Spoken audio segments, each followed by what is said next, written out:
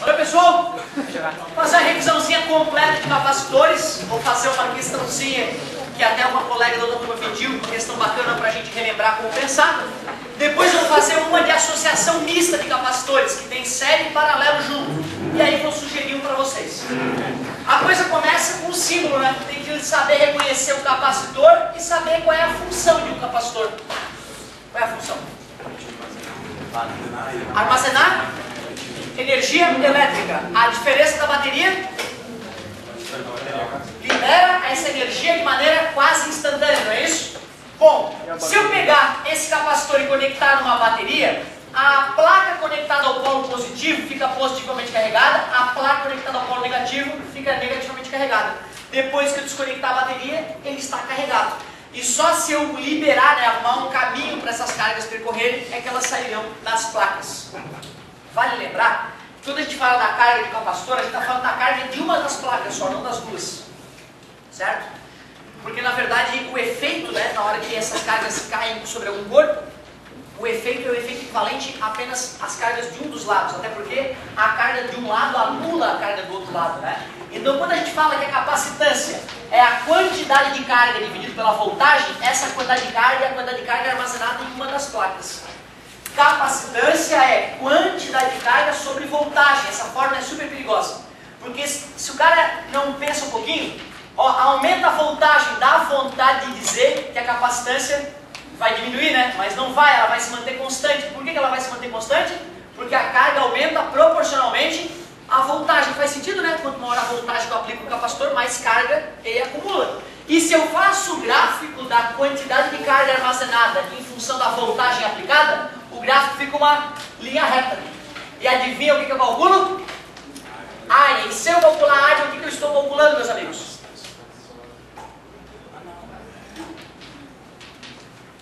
Energia. Cuidado, hein, galerinha. Se ele pede a energia armazenada no capacitor, ele vai provavelmente ou te fornecer elementos para traçar o gráfico, ele já fornece o próprio gráfico. Aí ele calcula a área embaixo do gráfico para obter energia. A área do triângulo é base, que é o próprio V, vezes a altura, que é a própria carga, dividido por 2. E tu já está grandinho. Se tu precisar, isola numa, substitui na outra e cria os dois pedacinhos, lembra? Certo? Mas carga e energia não é a mesma coisa? Não, não. Carga tem a ver com quantas partículas carregadas tem lá dentro, né? E a energia tem a ver com a capacidade de realizar alguma coisa com essa carga. Então eu posso ter pouca carga, certo? Com bastante energia, ou muita carga com pouca energia. Não quer dizer que com bastante carga tenha bastante energia. Cuidado. Então, ó, energia depende da voltagem e da carga. Não é só da carga, depende da voltagem que está aplicada nela. Com essa noção ali, já dá para a gente relembrar como é que a gente constrói um capacitor de placas planas. O capacitor de placas planas, como o próprio nome já diz, é feito de duas placas planas que não se encostam. Aliás, para proteger uma placa da outra, a gente coloca um material isolante ali no meio. Esse material isolante recebe o nome de dieletro ou dielétrico. São esses dois nomes. Importante é lembrar que ele é um material isolante. Show de bola. Se eu quero calcular a capacitância desse capacitor de acordo com a forma geométrica dele, eu tenho que entender que quanto maior a área das placas, mais carga cabe nelas. Portanto, a área vem na parte do numerador. Assim, quanto maior a área, maior a capacitância.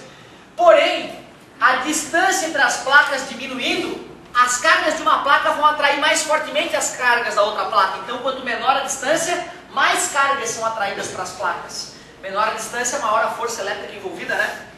E esse material, quanto mais isolante ele for, quanto mais ele isolar uma placa da outra, maior a capacidade deste capacitor. Então, aqui é a permissividade elétrica. Galera, a questão da prova, vou falar dela agora, hein? Fica ligado. A questão da prova, se tu souber pensar um pouquinho sobre essas duas fórmulas, tu mata a história. Um capacitor, se eu não mudar a forma geométrica dele, a forma construtiva dele, ele vai manter a sua capacitância. Tudo bem para vocês?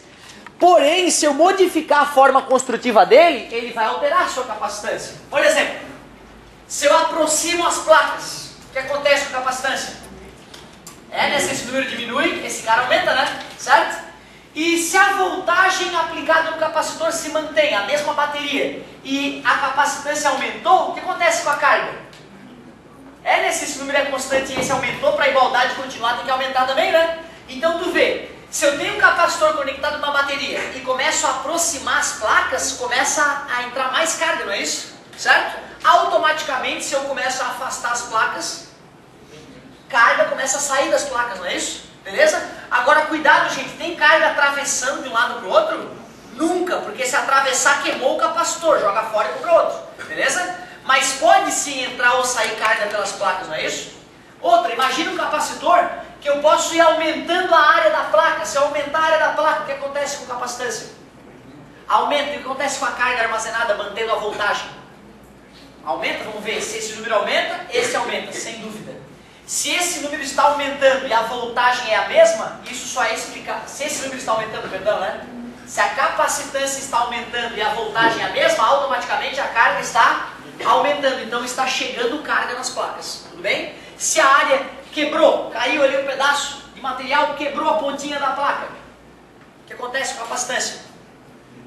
A área diminuiu, então a capacitância diminuiu, e se a capacitância diminuiu com a mesma voltagem, a carga está diminuindo, então tem carga saindo das placas, tudo bem? Se tu entendeu esse raciocínio, uma questãozinha da prova tu tira de letra, certo? Mas nem tudo é tão simples, né? Afinal, nem sempre nós temos apenas um capacitor, às vezes nós temos vários capacitores, e por isso nós temos que estudar a associação de capacitores. Quais são as duas formas de associar capacitores mesmo, pessoal? Parabéns, ou é série ou é em paralelo, muito bom. Vamos revisar então os conceitos relacionados à associação de capacitores. Dá uma olhadinha nessa figura aqui, ó. Vê se com essa figura aqui tu já mata qual é o tipo de associação nesse caso, ó.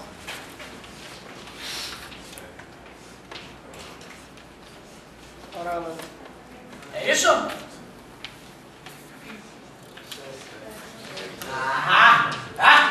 Toma cuidado, hein, cara. Certo? Ou seja, é só ter calma. Beleza? É só ter calma. É raro acontecer, mas eu já vi, é um pouco de sacanagem, né? O aluno está preparado para olhar assim em paralelo, assado em série. E aí ele vê uma coisa que tem cara de paralelo, mas está ligado nitidamente em série, ó. Certo? Então toma cuidado. Isso aí é a pior situação para reconhecer. Certo? E eu fiz de sacanagem mesmo para a galera lembrar que tem que classificar com calma. Agora sim, agora as saídas estão conectadas duas a duas, não é só uma na outra. E aí eu posso conectar o fio aqui, aqui, ou aqui, aqui, ou aqui e aqui, sem problema nenhum. A voltagem aplicada num é a mesma aplicada nos outros, ó, que tem o mesmo fio levando a bateria até os polos de cada capacitor. Então a primeira coisa, na associação em paralelo, a voltagem no capacitor 1 é igual a no 2, é igual a no 3, que é igual a no capacitor equivalente. Isto é que é marcante, que não pode esquecer. É a mesma característica da associação em paralelo de resistores, não é, gente? E como é que eu faço para calcular o valor desse capacitor equivalente que vai substituir todos eles?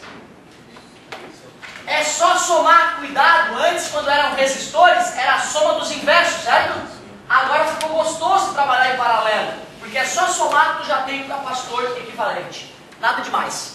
Então, em paralelo, voltagem é a mesma para todo mundo, e quer calcular capacitância equivalente, é só somar, fica bem prático. Então vamos lá. E se for nessa situação aqui, pessoal, nitidamente em série, não é isso? E cuidado, se eu quiser determinar um único capacitor equivalente para substituir todos eles, isso, o inverso do capacitor equivalente é a soma dos inversos dos capacitores. Tira o... divide. Muito obrigado, multiplica pelo de cima. Você divide pelo de baixo, multiplica pelo de cima. Não pode esquecer, não pode ir para o vestibular sem dominar essa regra de soma e subtração de fração. E o que é igual para todos eles então? Parabéns, se aqui tem duas partículas positivas, duas negativas, duas positivas e assim por diante. Então a carga do capacitor 1 é igual a do 2, é igual a do 3, que é igual a do equivalente, mesmo que isso vá contra o bom senso, né? Lembra por quê? É porque apenas as cargas das extremidades estão aptas a serem descarregadas efetivamente, né? Já continuamos, pessoal. Muito obrigado pela atenção, hein? Tô gostando. Galera, só para avisá-los que hoje é 1h25 até as